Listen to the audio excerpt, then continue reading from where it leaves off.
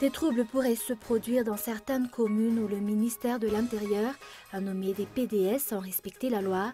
D'après nos investigations, les dirigeants se démènent pour faire élire les candidats HVM.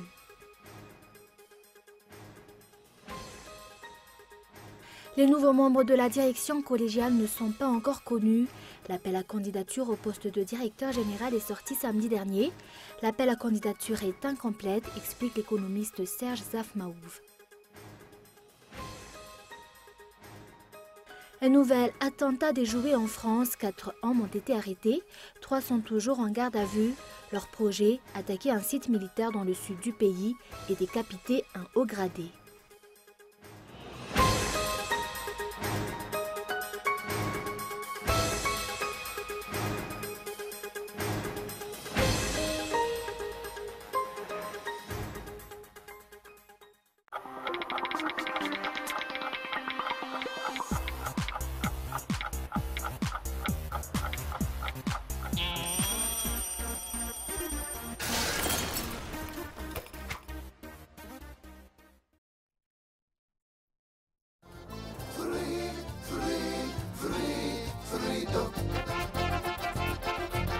Efa teo akaikinao vahoaka hatramin'izay hiara niady taminao ary mbola akaikinao vahoaka hiara hiady aminao hanohitra ny tsirariny hampanjaka ny fitoviana hampivoatra ny tanàna ary hanafaka ny tanàna koa manasanao ary Lalatsina Rakotondrazafy candidat laharana fasivy hifidy ao be ny tanàna n'Antananarivo efa voasedra matotra ary tsy hametaka anao.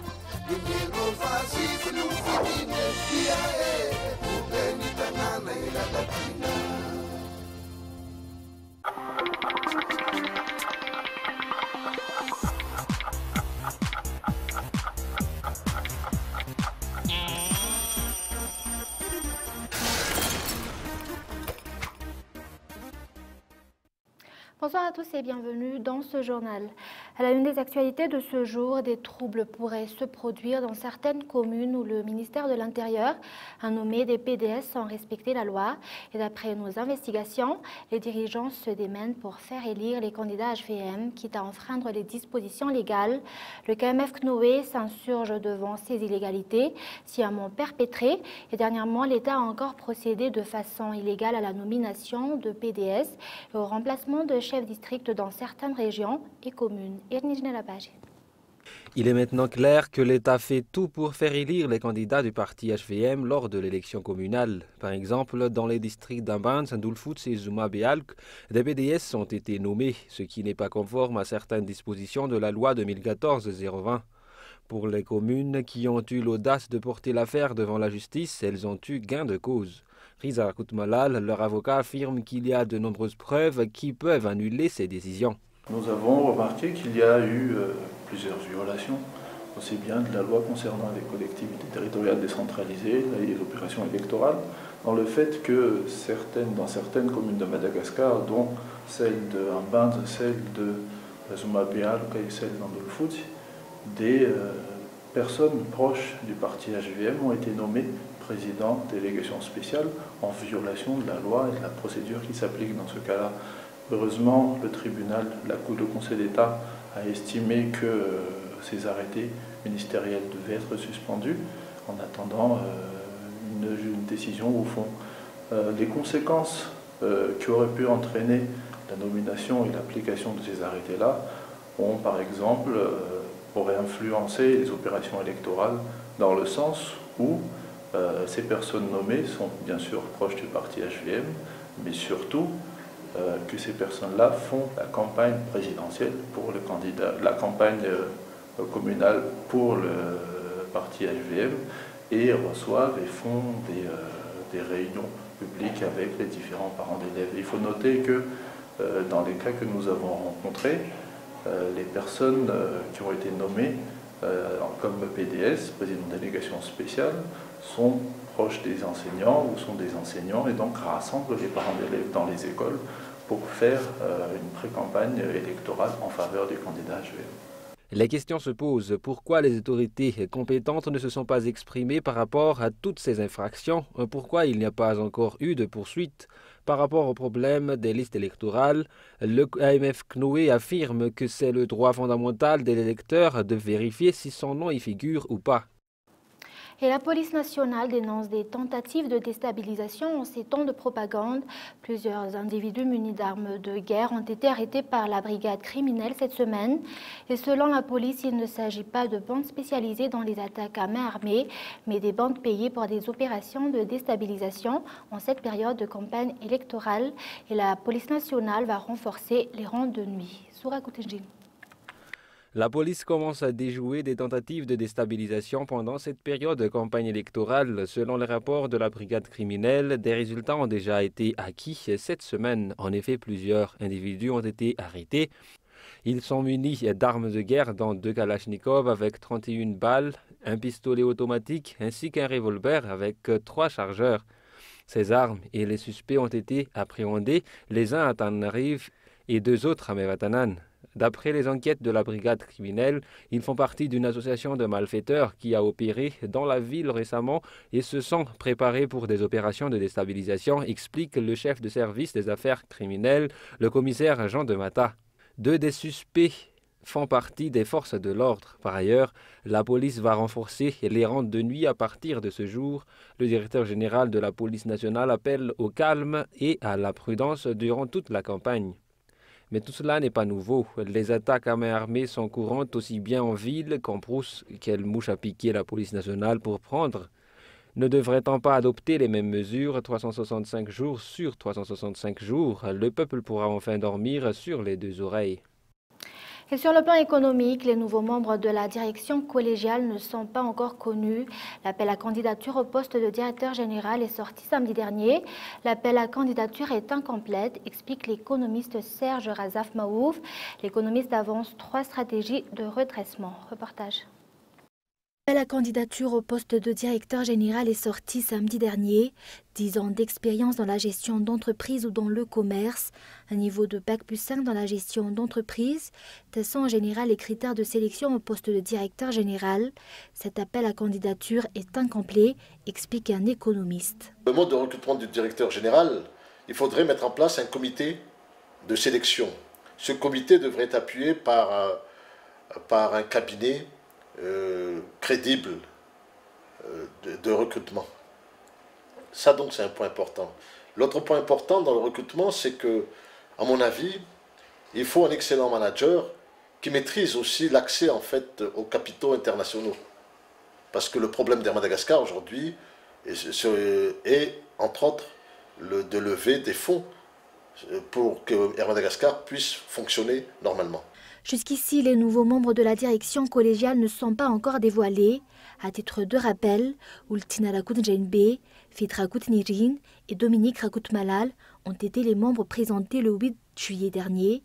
Et si les stratégies du nouveau conseil d'administration restent jusqu'ici inconnues, Serge Zaf Maouf propose ce jour 3 grandes stratégies pour redresser la compagnie nationale. Sur les orientations de Madagascar, je crois que je n'ai pas grand-chose à dire, mais je sais que le CA y pense déjà.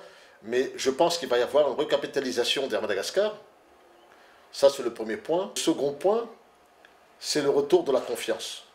Ce retour de la confiance nécessite en fait, je dirais, une politique de promotion. Même si Air Madagascar est en difficulté, Air Madagascar a intérêt en fait à mettre en place une politique de promotion. Le troisième point, rétablir la confiance, mais ça revient toujours à la confiance, rétablir la confiance au niveau de la clientèle, particulièrement la clientèle professionnelle. L'on attend les stratégies du nouveau conseil d'administration face aux pertes énormes enregistrées par Air Madagascar et à la mauvaise réputation actuelle de la compagnie. Et l'Afrobaromètre a sorti ce jour le 6e résultat de ses études et sondages. En résumé, le peuple malgache estime l'Afrobaromètre n'est pas satisfait de la gestion de l'État. L'entretien routier ainsi que des marchés figurent parmi les plus critiqués. Et 3 pays sont choisis comme modèle de développement économique, à savoir les États-Unis, la France et la Chine. Reportage. Madagascar figure parmi les 35 pays où l'Afrobaromètre effectue des études et des sondages. La confiance des citoyens aux élus est l'un des sujets qui ont été traités en décembre dernier. Selon l'Afrobaromètre, 66% des Malgaches ne sont pas satisfaits du comportement des élus, et ce, dans toute l'île. L'entretien routier est aussi pointé du doigt. 62% des Malgaches trouvent également à redire sur la maintenance des marchés. Donc, concernant la décentralisation effective, les Malgaches se sont donc prononcés par rapport à ce qu'ils en pensent de leurs élus locaux, c'est-à-dire les maires et les conseillers municipaux. Donc, qu'est-ce qu'ils ont constaté? D'abord, il y a un mécontentement, c'est-à-dire une insatisfaction de la part des enquêtés, des répondants, c'est-à-dire des Malgaches en général, de la manière dont ces élus locaux effectuent leur travail, c'est-à-dire dans l'entretien des routes locaux, dans également l'entretien des marchés locaux, sont donc les questions auxquelles nous avons insisté. Un Malgache sur deux, soit les 48%, trouvent également que la corruption mine les responsables des communes. Cependant, selon les résultats, 67% des citoyens ont encore confiance aux élus. Par ailleurs, le modèle de développement économique pour Madagascar fait aussi l'objet de sondages. Les Malgaches se sont partagés. Il y a ceux qui pensent qu'il faut plutôt suivre celui des États-Unis, celui de la France ou celui de la Chine ou d'autres pays. Mais c'est plutôt celui du modèle américain qui a été perçu comme le mieux coté en termes de modèle de développement que les Malgaches souhaitent pour le pays. Les États-Unis d'Amérique sont choisis comme le meilleur modèle de développement par les 31% de Malgaches. Vient ensuite la France avec 29%, puis la Chine avec 26%. Les prochains résultats, c'est-à-dire la 7e édition des sondages, sortira d'ici un mois. Et le candidat du parti Malagas Miramieng dans la commune d'Amboui-Mangaké a commencé sa campagne de propagande par la visite des quartiers toujours oubliés par les dirigeants. Le candidat Del Cristo Anjanarive déclare prioriser l'écoute de la population et tentera par la suite de répondre autant que possible à leurs attentes. De son côté, le candidat du MAPAR Mirana Radzona dans la commune Ankatkelila a mis en relief sa vision pour améliorer le social. Kaïtan Djanslav. Le candidat du parti Malagas Miramieng Anjanarive Del Cristo dans la commune d'Amboui-Mangaké est le numéro 7 dans le bulletin unique.